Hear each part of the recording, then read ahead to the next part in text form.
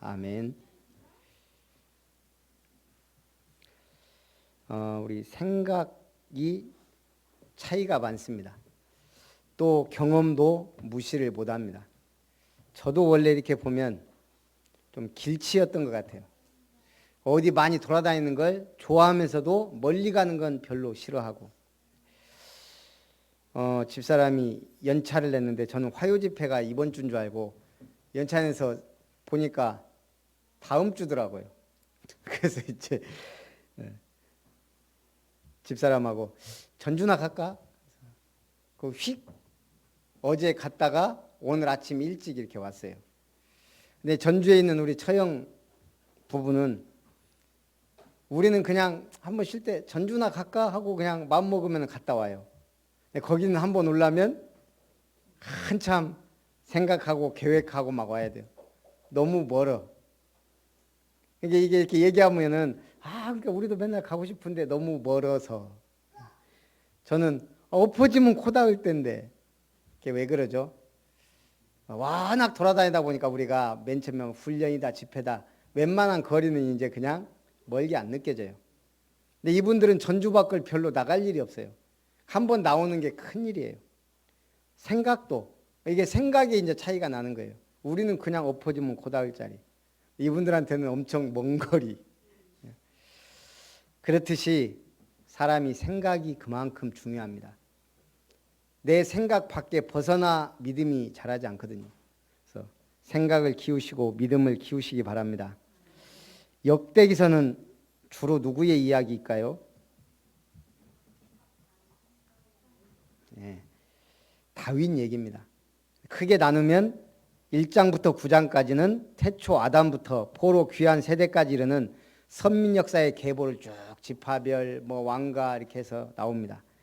그리고 그 다음부터는 역대기 저자가 가장 중요하게 생각하는 다윗 왕조의 제1대 왕이며 하나님의 나라를 제대로 보여준 왕, 그 다윗의 일대기를 기록한 게 후반부입니다. 근데 오늘 사울 왕과의 몰락을 기록하고 있습니다. 블레셋 사람들과 이스라엘이 싸우더니 이스라엘 사람들이 블레셋 사람들 앞에서 도망하다가 길보아 산에서 죽임을 당하여 엎드러지니라. 이전에 사울이 이 전쟁 일어나기 전에 누구를 찾아가요? 신접한 여인을 찾아가요. 그래서 누구를 불러주라? 사무엘을 불러주라. 죽은 사무엘을 신접한 여인을 통하여 불러요. 그러고 나서 이 전쟁에서 패할 것을 예언을 들어요. 오늘 이 사울 왕이 블레셋과 싸움에서 결국은 하나님의 진노 아래, 죄 아래 죽게 되는 과정이에요. 블레셋 사람들이 사울과 그 아들들을 추격하여 블레셋 사람들이 사울의 아들 요나단과 아비나답과 말기수아를 죽이고 사울을 맹렬히 치며 활 쏘는 자가 사울에게 따라 미치매 사울이 그 쏘는 자로 말미암아 심히 다급하여 사울이 자기의 무기 가진 자에게 이르되 너는 칼을 빼서 그것으로 나를 찌르라. 할례 받지 못한 자들이 와서 나를 욕되게 할까 두려워하노라. 사울이 두려워하는 게 뭐예요? 할례 받지 못한 자가 와서 나를 죽일까 두렵다. 이건 뭐죠? 할례 받지 못한 사람에게 죽임을 당하는 게 수치예요. 그보다 더 큰 수치는 뭐죠? 여자에게 죽는 거예요. 그래서 성경에 보면 여자가 맷돌해서 그 대가리가 깨져서 죽는데도 나를 빨리 죽여라. 여자가 나를 죽였다 할까 함이라. 이건 뭐냐면 명예예요. 할례 받지 못한 자에게 죽었다는 건 대단한 수치예요. 인간적으로. 이스라엘에서. 여인에게 죽는 건 더 큰 수치예요. 왕이자 장군이 전투에서 죽어야 되는데 그것도 여자한테 죽었다. 이건 뭐죠? 그거보다 더 무서운 게 뭐냐? 하나님께 수치를 당하는 자예요. 지금 인간적인 수치를 중요하게 생각하지만 사실은 하나님께 버림받는 것, 하나님께 수치당하는 게 더 무서운 거예요. 사실은 사울이 이렇게 멸망한 것은 하나님께 버림받았기 때문이에요. 그래서 이와 같이 사울과 그의 세 아들과 그 온 집안이 함께 죽으니라. 한날 한시에 골짜기에 있는 모든 이스라엘 사람이 그들의 도망한 것과 사울과 그의 아들들이 다 죽은 것을 보고 그 성읍들을 버리고 도망하며 블레셋 사람들이 거기에 거주하니라. 영적으로도 똑같죠. 우리가 영적으로 자꾸 퇴보하면 거기 누가 집을 짓고 누가 역사해요? 사단 마귀가. 교회가 복음보다 자꾸 율법 강조하고 인본주의 쓰고 막 명예 이런 것만 따지면 어떻게 돼요? 사단이 와서 놀이터를 삼아요. 사울 왕이 죽고 나니까 이제 블레셋 사람들이 거기에 아예 거주해 버려요. 이튿날 블레셋 사람들이 와서 죽임을 당한 자의 옷을 벗기다가 사울과 그의 아들들이 길보아 산에 엎드러졌음을 보고 곧 사울의 옷을 벗기고 그의 머리와 갑옷을 가져다가 사람을 블레셋 땅 사방에 보내 모든 이방 신전에 두고 그의 머리를 다곤의 신전에 단지라. 블레셋 사람한테 죽임당하는 것보다 더 비참한 게 뭐냐? 머리가 다곤 신전에 달려버린 거예요. 길르앗 야베스 모든 사람이 블레셋 사람들이 사울에게 행한 모든 일을 듣고 용사들이 다 일어나서 사울의 시체와 그의 아들들의 시체를 거두어 야베스로 가져다가 그곳 상수리나무 아래에 그 해골을 장사하고 7일간 금식하였더라. 그럼에도 불구하고 길르앗 야베스 사람들이 있었어요. 이스라엘의 군대가 패한 블레셋을 두려워하지 않고 길르앗 야베스 사람들이 용사들을 거느리고 가서 사울과 그의 아들들의 시체를 거두어 온 거예요. 그리고 7일간 금식했더라. 이걸 누가 칭찬해요? 다윗 왕이 칭찬합니다. 너희가 하나님의 기름 부음 받은 사람은 이렇게 선대했구나. 죽은 후에도요.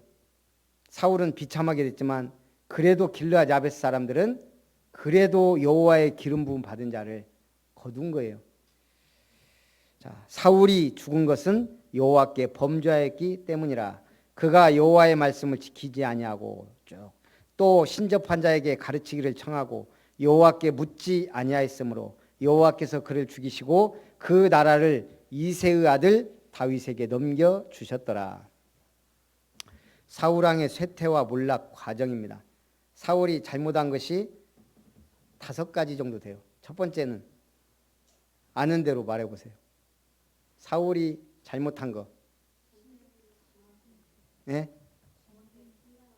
지금 오늘 성경에 나온 것만 말씀 지키지 않은 것, 신접한 게 가르치기를 청한 것, 여호와께 묻지 않은 것. 첫 번째 잘못은 망령된 제사를 드린 거예요. 블레셋하고 처음엔 전쟁에서 막 이겼거든요. 근데 교만해졌는데 더 큰 무리들이 이제 오니까 불안한 거예요. 그래서 빨리 사무엘이 와서 기도해주고 축복해줘야 이 전쟁 이길 건데 늦는단 말이에요. 자기가 제사를 드려버려요. 지금 사울 왕이 잘못해서 쇠퇴와 몰락 과정을 겪는 건 우리 개인의 신앙과 교회에도 똑같이 적용돼요. 이건 뭐죠? 망령된 제사를 드린 것은 잘못된 예배를 드린 거예요. 예배 중심, 예배 우선순위, 피예배 이게 돼야 돼요. 저기 하나님의 교회는 지금도 뭐요? 안식일 예배 드리고 유월절 지키고 막 그래요. 그럼 하나님이 그 예배를 받으실까요? 잘못된 예배. 예수 그리스도가 다 완성했는데 아직 덜 완성됐어요, 이분들은. 근데 우리보다 전도는 더 열심히 해요. 이 어찌된 일이에요, 지금. 이 사람들 열심히 전도해요. 여호와의 증인들. 예수님을 못 만났어요. 부활도 믿지 않아요. 지상 천국을 꿈꾸어요. 그런데 우리보다 전도 훨씬 열심히 해요. 어떻게 된 걸까요? 우리는 성령 덜 충만해서 그래요. 분명히 은혜 받고 성령 역사하시는데 성령 덜 충만. 우선순위가 조금 다르게 돼서. 오늘 잘못된 예배는 또 뭐예요? 예배 중심, 예배 우선 중심, 교회 중심 안 된 것도 사실은 문제예요. 그래서 망령된 제사를 드렸을 때 사무엘이 뭐라 그래요? 왕권이 몰락할 것을 예언해요. 두 번째가 블레셋과 전투 중에 사울이 또 명령을 내려요. 우리가 이렇게 중요한 싸움을 싸우는데 금식하자. 지금부터 뭐 하루 동안인가 금식을 선포해 버려요. 전쟁 중에 금식하면 어떻게 돼요? 힘 빠져요. 교회 안에 그런 분들이 있어요. 실컷 은혜 받고 포럼할 때는 힘 다 빼요. 또 뭔가 교회 생활 열심히 하는데 율법적인 사람이 너무 많아요. 율법은 사람 힘 빼버려요. 너 왜 그랬냐? 이랬냐? 저랬냐? 이러면 되겠냐? 사울이 참 전투 중에 금식령을 내렸는데 그걸 누가 못 들었냐? 아들 요나단이 못 들어요. 그 요나단이 가다가 꿀을 한 줌 먹었는데 너무 힘나가지고 블레셋 사람들을 많이 죽인 거예요. 알고 보니까 아버지가 그런 명령을 내렸네. 제비 뽑았는데 요나단이 걸린 거예요.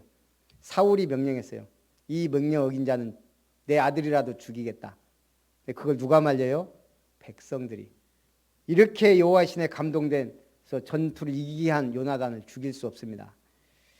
하여간 사울이 계속 잔 실수들을 많이 하는 거예요. 율법으로 힘 빼지 마시기 바랍니다. 세 번째는 하나님이 아말렉 족속을 진멸하라고 명령 내려요. 싹 다 쓸어버려라. 뭐까지? 가축까지. 근데 어떻게 해요? 아말렉 왕을 살려둬요. 그리고 가축의 좋은 것을 빼내요. 뭐 하려고? 말로는 핑계가 하나님께 좋은 것으로 제사 드리려고. 근데 나중에 뭐라 그래요? 우리 장군들이 눈치 봐서 어쩔 수 없었다. 그런 변명과 핑계를 대잖아요. 왜냐? 전리품을 나눠줘야 왕권이 서거든요. 자꾸 인본주의를 쓰게 되는 거예요. 이건 가장 큰 죄예요. 왜요? 하나님의 말씀을 반역한 거예요. 이때 폐위 선언을 듣게 돼요. 네 왕위가 너로 끝날 것이다. 이거는 뭐죠? 인본주의예요. 말씀을 듣는데 지 마음대로 해버리는 거예요. 자기 판단대로, 자기 좋을 대로. 네 번째가 신접한 여인의 도움을 받아 사무엘을 부른 거예요. 그때 사무엘로부터 뭘? 전쟁에 패할 것이다. 네 목숨도 끝이다. 그런 얘기를 듣게 됩니다. 오늘 우리도 마찬가지예요. 우리가 진짜 다급할 때는 하나님 아버지 하면서 우리도 모르게 인본주의 쓰고 사람 찾아가고, 믿음 없는 사람은 하나님 부처님 다 찾아요. 옛날에 누가 그랬잖아요. 막 급하니까 하나님 예수님 알라신 막 다 찾아. 그 중에 하나는 역사하시겠지 하고. 우리도 모르게 그런다니까요. 근데 어려서부터 아니면 믿음이 제대로 들어간 사람은 중요한 순간에 하나님을 찾아요. 다급할 때 더 하나님을 붙들어요. 그리 되시기를 주님의 이름으로 축원합니다. 자, 마지막으로 잘못한 게 뭐예요? 마지막으로 오늘 하나님 앞에서 끝까지 싸우다 장렬히 전사해야 되는데 블레셋 사람이 화살을 맞았어요. 그러니까 딱 보니까 도저히 전쟁에서 도망가기도 힘들고 치명상을 입었고 블레셋 사람이 와서 자기 목을 베는 건 수치가 되고, 그러려니 차라리 무기든 자에게 네가 나를 찔러라. 내가 할례 받지 못한 자에게 죽었다는 불명예를 남길까 하노라. 그랬자 그 무기든 자가 두려워해서 못 죽여요. 그러니까 사울이 뭐예요? 자기 칼을 대고 결국은 거기에 엎드러져 자살하게 돼요. 그리고 나서 사울 왕조가 몰락합니다. 이것도 인본주의, 끝까지 인본주의. 죽는 것도 인본주의. 그래서 우리가, 저도 그렇지만 잘 믿고 잘 누리다가 잘 죽는 게 하나님 은혜인 것 같아요. 정말 잘 죽기를 기도해야 돼요. 예. 그리고 우리가 얼마나 중요한 일을 하고 얼마나 중요한 가치를 아는가도 너무 중요해요. 이 세상에서 제일 중요한 게 뭐죠? 뭐 하나님이 주신 복음이죠. 그럼 우리가 가장 중요하게 여겨야 될 게 가치가 복음이에요. 예수 그리스도의 복음, 하나님의 말씀. 그러면 이 복음과 말씀을 가장 잘 누리는 게 뭐예요? 말씀 기도 전도예요. 그 말씀 기도 전도가 어디를 중심으로 나오냐? 예배예요. 예배를 쉽게 생각한다는 것은 뭔가 모르게 그 가치를 모르도록 누가? 사실은 마귀가 역사하는 거예요. 유혹하든지 관심을 딴 데 갖게 하든지. 옛날 런던 북부의 낡은 오두막에 엄마와 아들이 살았어요. 이 집 선반에 먼지 덮인 낡은 도자기가 있는 거예요. 언제부터 있었는지도 모르고 보면 범상치 않은 도자기 같은데 있는 거예요. 그냥 언제부턴가 전설의 고향에 나온. 그냥 누가 사다 놨겠지 하고 수십 년이 흘러요. 어느 날 나중에 생활이 점점 어려워지니까 저거라도 우리 집에 값 나가는 거 저것밖에 없는 것 같은데 저거라도 팔자 하고 골동품상에 가요. 근데 이 전당포로 갔는데 전당포 주인이 보니까 이 좀 범상치가 않거든요. 그래서 골동품 전문 감정사에게 맡겨요. 골동품 전문 감정사가 봐도 이게 범상치 않은데 자기도 확신이 없는 거예요. 그래서 그걸 경매회사에 맡겨요. 여러 경로를 통해 이 도자기가 중국 걸륭 왕조 시대에 만들어져 황실에서 꽃병으로 사용되던 것이라는 게 밝혀져요. 도자기가 진품이라는 게 확인되니까요. 전 세계 부자들이 경매에 참여했고 중국의 한 부자가 얼마에 샀을까요? 모르겠어요. 이 금액은 지금까지 경매에서 판매된 도자기들 중 가장 높은 가격이다. 근데 그 지금까지가 언제인지는 제가 몰라요. 이 글이 언제 써졌는지는 모르니까 780억 원. 그것도 그 당시니까요. 이게 지금 10년 전 일인지 20년 전 일인지 저도 몰라요. 그러니까 그냥 집 선반에 있던 도자기 하나가 780억 원이었다. 선반에다 놨겠어요?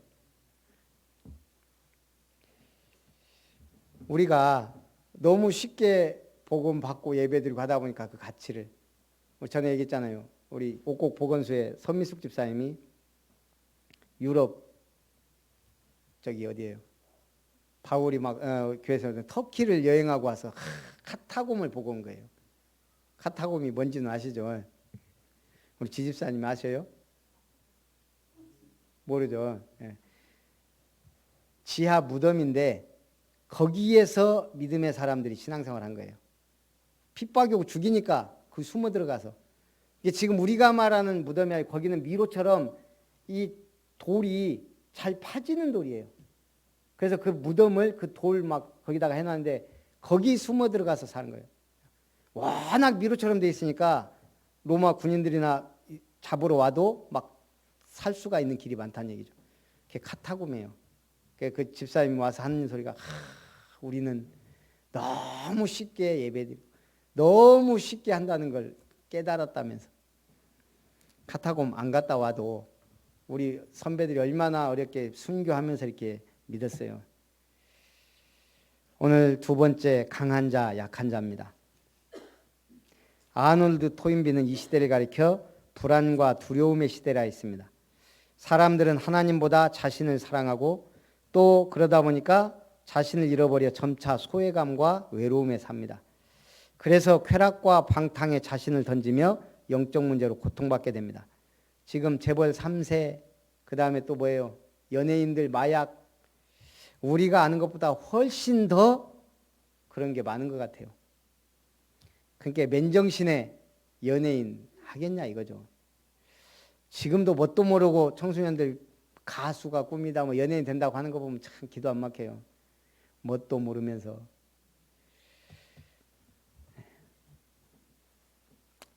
사울이 비참하게 죽임을 당한 것은 그의 믿음이 약했기 때문이에요. 강한 자는 누구예요? 참으로 강한 사람은 하나님께서 함께 하시는 사람입니다.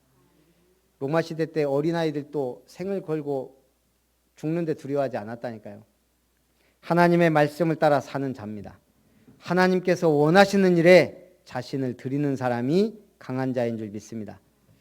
그 대표가 누구예요? 다윗이에요. 여호와의 신에 감동되니까요. 골리앗 앞에 나가는 거예요. 청소년 시기에. 여호와를 의지함으로 모든 전쟁에서 승리하게 됩니다. 약한 자는 누구예요? 하나님께서 함께 하시지 않는 사람입니다. 사울 왕이 처음에 하나님께 선택받았을 때는 겸손하였고 블레셋을 무찔렀으나 점차 다윗을 시기하여 멸망으로 치닫게 됩니다. 어제 뉴스인지 뭐 TV 잠깐 보니까 중국이 아시아 최고 항공모함을 딱 내놨더만요. 그래서 미국하고 한번 이제 해보겠다고. 아직은 잽도 안 되지만 그래도 미국하고 한판 할 만한 거는 중국밖에 없어요. 그런 걸 보면서 무슨 생각이 들어요? 전 세계 관심이 미국과 중국의 그 힘겨루기에 쏠려 있어요. 근데 그 중국 옆에 혹처럼 붙어 있는 대한민국이 중요한 복음운동하는 국가로서 가장 확실한 복음운동을 하는 나라가 됐어요, 지금. 비록 미국에 비해 숫자는 적지만 지금 기독교 국가라고 할 만한 국가들이 없어요. 문화만 남아있어요, 문화만. 그래도 지금 이 복음운동하고 전도운동 한다고 모인 지금 이 운동이 대한민국에서 일어났다는 건 어마어마한 축복이에요. 근데 왜 그 어마어마한 정보를 가지고 막강한 그런 경제를 가진 강대국들이 모를까요? 그게 하나님의 비밀이에요. 연약한 자를 들어 강한 자를 부끄럽게 하시고 없는 자를 통해 있는 자를 부끄럽게 하시고 하나님이 우리처럼 모자란 사람을 불러서 복음운동 하려고. 복음운동은 어떤 사람이에요? 오직 하나님. 내 거 없습니다. 그냥 주님께서 나를 사용해 달라는 사람. 별로 가진 거 없는 사람들이 주로 그래요. 없으니까. 그래서 하나님이 없는 사람을 부르시는 거예요. 하나님 나라의 일꾼으로 남으려면 여호와를 구해야 합니다. 그가 남은 자입니다. 어느 글에 보니까 오해는 불행의 씨앗이다. 사람은 지각의 한계가 있어서 자기가 생각한 범위를 벗어나지 못하고 행동하며 판단할 때가 많습니다. 여기에서 파생하는 것이 오해라는 불씨입니다. 사람은 들은 대로 판단하고 본 대로 말하기 쉽습니다. 자세히 알아보면 그렇지 않은 것을 그렇게 생각하여 오해를 불러일으켜 인간관계가 악화되고 하나님을 오해하여 불신앙으로 빠지기가 쉽습니다. 대부분 불신자들은 하나님을 잘 모르고 오해하는 데서 불신이 비롯됩니다. 솔직히 하나님 바로 안다면 안 믿을 사람이 누가 있어요? 이분이 뭐한 사람인지는 모르겠는데 리즈마라는 사람은 창세기 1장 1절에 하나님이 천지를 창조하시니라는 구절만 읽고 하나님을 믿기 시작했대요. 처음 성경 딱 폈는데 태초에 하나님이 천지를 창조하시니라. 그러면 대부분 사람들은 어때요? 성경도 읽지도 않지만 하나님이란 분이 천지를 창조했다 고라 의심부터 들어가요. 근데 이분은 딱 읽으면서 태초에 하나님이 천지를 창조하시니라. 어떤 생각이 들어갔냐? 천지를 창조하신 분이 하나님이라면 당연히 믿어야지. 그 성경 1장 1절 딱 읽고 그냥 이분은 믿기로 마음에. 그걸 누가 주신 거예요? 믿어지는 믿음을 주신 분도 하나님이에요. 마음의 불신은 많은 오해와 의심에서 비롯됩니다. 그리스도인은 언제나 생각을 조심해야 됩니다. 왜요? 내 생각이 옳은 것 같아도 잘못되고 오해할 수도 있기 때문에. 조금 전에 집사람이 차를 타고 와서 이제 오는 동안 계속 전화를 해요. 가만히 들어보니까 뭐 센터 애가 도둑질을 한 것 같은데 뭘 했는지 뭐 어쩌고 저쩌고 막 부모님하고 얘기를 하는데 나중에 이제 집사람하고 보겸이 보잖아요. 같이. 그러면 둘이 얘기하고 있으면 보겸이가 방해나요. 지 봐야지 지금. 둘이 얘기한다고 계속 소리 질러갖고 그냥 대충 듣고 이제 말았는데 그 뽑기 있잖아요. 뽑기. 그걸 이 초등학교 1학년 애가 그 기계 속에 들어가갖고 이렇게 했나 봐. 문제는 그걸 그 아빠가 본 거예요. 거기 이제 몇 명 이제 있고. 그러니까 다행히 아빠가 봐서 다행이지만 이제 얘기하는 거 보니까 그래도 바로 잡으려면 저거 놔두면 어떻게 돼요? 큰 도둑놈들 우리가 봤어 딱 믿음이 오잖아요. 아, 저놈 놔두면 큰 도둑 되겠다. 옛날에 진짜 그렇게 안 생겼어요. 우리 친구 글씨도 잘 쓰고 같이 가게를 갔어요. 옛날에 우리 그 장로님이 하는 가게인데 우리는 장로님 몇 분이 이렇게 다 가게를 했거든요. 야, 나 이놈이 그 사탕을 훔치는 걸 보고 깜짝 놀랐어요. 갔는데 딱 이게 뭐예요? 티잖아요. 여기 혁대 딱 조이더만 뒤에다가 사탕을 와, 제가 저렇게 대담해. 우리는 한두 개도 손 떨려서 못 할 건데 여기도 막 넣더라니까 주먹 몇 주먹을 그러더니 전부 딱 하고는 가서 사탕 한 개 계산하고 딱 나오고 그놈이 그럴 줄 몰랐어요. 처음 봤어요. 걔가 근데 한두 번 한 솜씨가 아니에요. 그게 한 번 하는데 그렇게 하겠어요. 그놈이 지금 뭐 하는지는 모르겠어요. 큰 도둑은 안 돼 있는데 어쨌든 모르죠. 모르게 큰 도둑이 돼 있는지. 그러니까 이제 얘기 들어보니까 이제 부모님하고 이번 기회에 확실하게 이걸 잘못을 알게 하지 않으면 나중에 더 큰 문제가 올 것 같아 해서 이제 그런 이렇게 얘기를 하는 걸 들었어요. 근데 이제 보니까 이제 거기 망본에도 뭐 누가 잘못했다 이제 보면서 이제 자기들끼리 부모님들도 얘기하는 거예요. 누가 더 나쁘다 어쩌다. 똑같아요. 내가 원우한테 하는 얘기예요. 너는 성격상 앞에서 도둑질할 놈은 아닌데 뒤에서 얼쩡거리다가 걸려 들어갈 놈이다. 내가 항상 원우한테 한 얘기. 너는 아예 사귈 때 나쁜 놈 사귀지 마라. 사람이 좋아갖고 끌려가. 이거 먼저 나쁜 짓을 할 놈은 아닌데, 야 가서 너 망봐 그러면 이제 망보고 있어. 그런 스타일이라. 근데 똑같다 이 말이에요. 만약 걸려면. 그래서 믿음의 사람과 친하고 그래도 참 믿음 생활하는 거 보면 역시 랩런트구나. 우리가 믿음이라는 거 우리가 내 생각을 가미하지 않고 믿는 게 순수한 믿음이에요. 내 생각 들어간 순간 이미 우리는 하나님이 볼 때는 아닌 것이 많아요. 인간관계도 사실은 모든 생각하는 거 말하는 거 이런 것들을 내 생각 가미되면 반드시 틀려져요. 가능하면 내 생각을 배제해야 인간관계도 오해가 없어요. 결론입니다. 믿음에 강한 자 되시기 바랍니다. 우리나라에 우울증 앓고 있는 분들이 많대요. 우울증이 무서운 것은 자살 충동이 뒤따르기 때문이에요. 우울증 앓고 있는 분들 중에 3분의 1이 자살을 시도한다는 통계도 있다 그래요. 문제는 청소년 우울증이 날로 늘어간다는 거예요. 그래서 우리는 뭐 해야 돼요? 첫 번째, 말씀이 확실한 사람이 돼야 돼요. 언약은 확실합니다. 이 땅에 확실한 건 없어요. 오직 하나님의 진리의 언약의 말씀만이 확실합니다.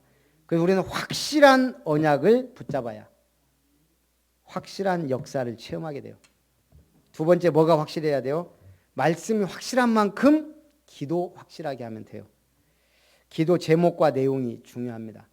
언약 붙잡고. 세 번째는 뭘 확실하게 해야 될까요? 전도를 확실하게 해야 돼요. 바울은 규례대로 로마까지 일꾼을 찾아 교회를 세웠습니다. 한 사람을 세워도 제대로 성경적 전도할 수 있는 사람을 세운다면 제가 볼 때 그게 교회당 하나 짓는 것보다 더 큰 일일 수도 있어요. 한 사람의 제자를 바르게 세우는 것, 성경적으로 세우는 것. 그래서 사역자 훈련 센터가 필요합니다. 우리가 이 응답과 축복을 누리기를 주님의 이름으로 축원합니다. 살아계신 하나님, 오늘 사울왕의 죽음과 사울 왕가의 몰락을 보며 하나님 앞에 범죄하고 하나님의 말씀을 거역하고 신접한 자에게 가르치기를 청하며 결국 자기 명예를 위해 자살을 택한 사울과 그 가문의 몰락을 보며 우리는 믿음 생활, 주님을 의지하고 주님의 말씀을 붙잡고 하나님 앞에 기도로 나아가며 하나님의 소원인 전도자의 삶을 누릴 수 있도록 확실하게 응답 주시고 은혜를 부어 주옵소서. 주 예수님의 이름으로 기도합나이다. 아멘.